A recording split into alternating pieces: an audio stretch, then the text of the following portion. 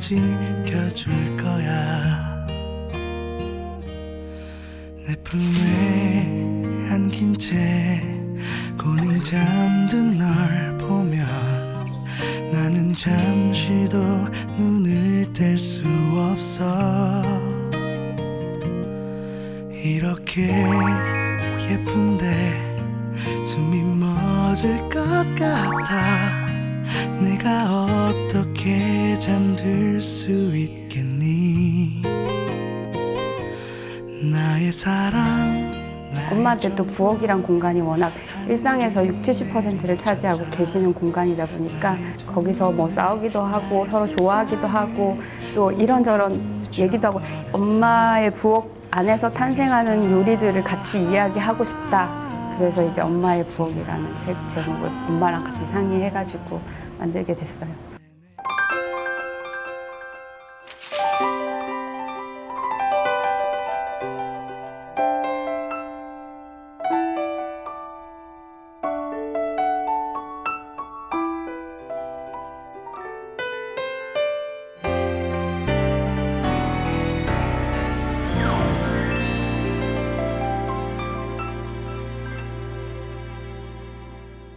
이 책을 써야 되겠다 하는 계기가 있었나요? 저도 몰랐는데 제가 나이가 들어감으로써 엄마가 나이 들어간다는 걸 비로소 느끼게 되더라고요. 그랬더니 이제 엄마의 맛있는 음식들을 정리해 놓지 않으면 언젠가 잊어버릴 수도 있겠다라는 생각이 들었어요. 그래서 엄마랑 큰맘 먹고 한번 정리를 해보자라는 의미로 시작하게 됐어요. 엄마는 굉장히 딸 덕분에 자기가 작가가 돼봤다고 굉장히 좋아하시고 아빠도 은근 뿌듯해 하시고 저는 두말할 나위 없이 그래도 흘러갈 뻔한 이야기들이 어느 정도는 나중에 저도 값어치가 있는 포트폴리오로 되어진 것에 대해서 너무 만족하죠. 셰프님 어머니는 어떤 분이세요? 그냥 가족밖에 모르시는 분? 아직도 새집 살림 하시는 분? 그러니까 아빠 챙기고 저 챙기고 남동생 챙기고 늘 김치 해주시고 반찬 해주시고 집에서 인테리어 하시는 거 좋아하고 꽃꽂이 배우는 거 좋아하시고 정말 그야말로 가정적이신 분? 이제 내가 힘들다 그러면 뭐 장어도 구워주고 곰국도 써주고 하는 그냥 딸 바보 아들 바보 아빠 바보 약간 그러신 분이세요. 내게 가장 아름다웠던 순간이었지. 너와 했던 그 모든 것이 행복이. 어머니의 음식 비법은 과연 뭘까요? 제 요리랑 되게 비슷한데요. 쉬워요. 좋은 거를 막 넣기만 하면 사실 요리가 맛이 없을 순 없거든요. 그거보다는 그냥 적절한 가격의 식재료로 최고의 맛을 끌어내는 방법을 알고 계시는 거. 그다음에 이 계절에는 뭐랑 뭘 먹으면 좋다는 거. 가을에 무는 꼭 먹어야 된다. 그래서 무채는 가을에 해 먹는 게 맛있다. 그래서 내가 봄에 하면 그 맛이 안 나는데 아 가을에 하니까 이 맛이 나는구나. 그러니까 특별히 돈을 들이지 않고도 정보가 있고 실력만 있으면 충분히 맛있는 음식을 만드는 거. 그게 강점이신 것 같아요.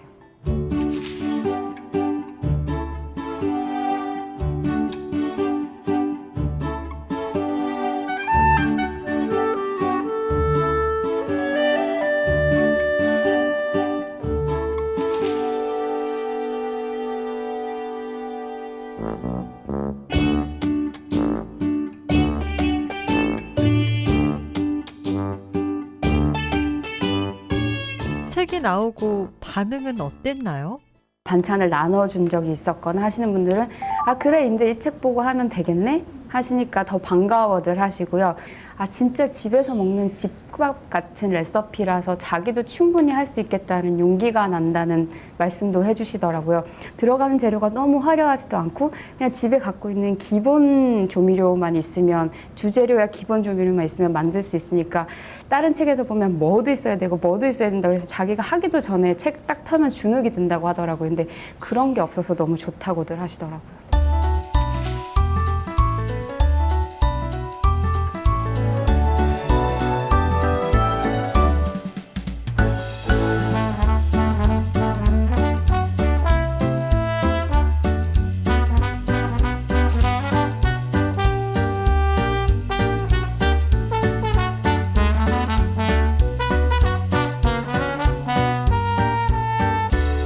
음식에서 가장 힘든 게 계량화 작업인데 어떻게 하셨어요?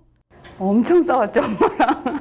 그러니까 저는 기본적으로 레스토랑은 이제 제가 요리를 개발하고 나면 계량화 작업을 하고서 요리가 시작이 되는데 엄마들은 그냥 눈대중으로 시작을 하고서 나중에 이걸 잡으려니까 감이 없는 거예요. 그래서 한 메뉴당 몇 번의 시행착오를 거쳤다고 할까? 제가 이제 레시피를 쓰면 그냥 있는 레시피 한 번에 쭉쭉 적으면 되는데 어떻게 보면 다 새로 다시 만든다고 생각을 해야 되니까 싸우기도 많이 싸우고 또 기쁘기도 많이 기뻤고 재밌기도 많이 재밌었고.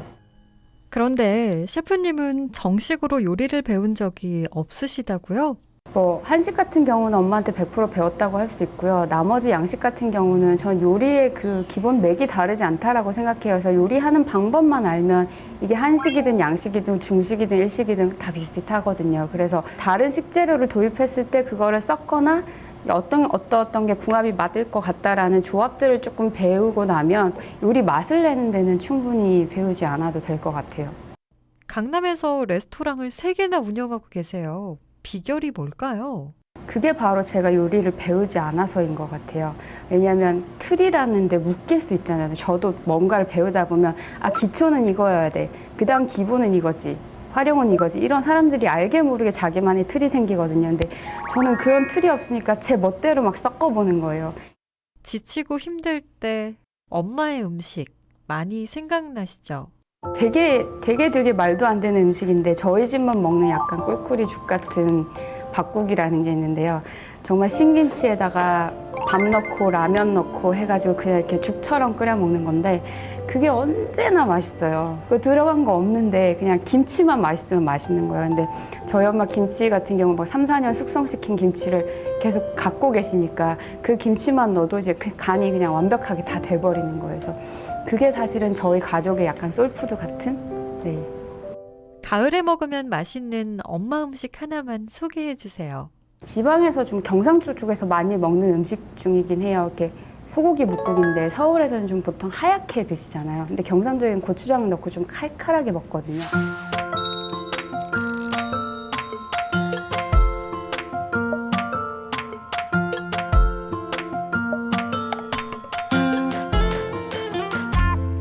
그게 이제 날씨 좀 추워지고 그러면은 무 넣고 소고기 넣고 좀 칼칼하게 먹는 묵국 하나 있으면 그냥 다른 반찬 필요 없이 김치에 밥 말아서 먹기만 해도 굉장히 든든하게 한 끼 먹을 수가 있죠.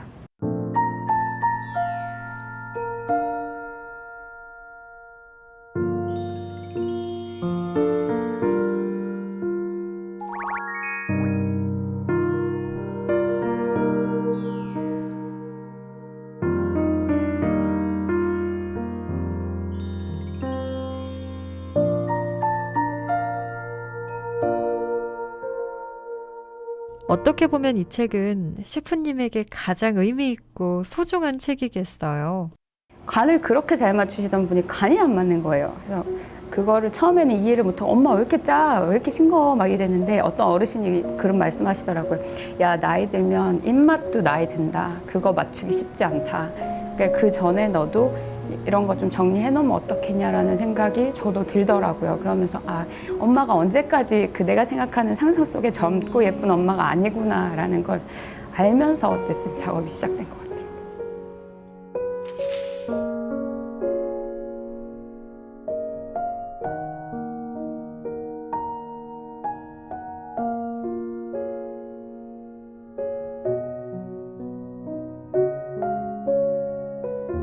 단순한 책이 아니라 책을 읽으면서 혹은 요리를 만드시면서 내 엄마의 맛은 이런 맛이었지.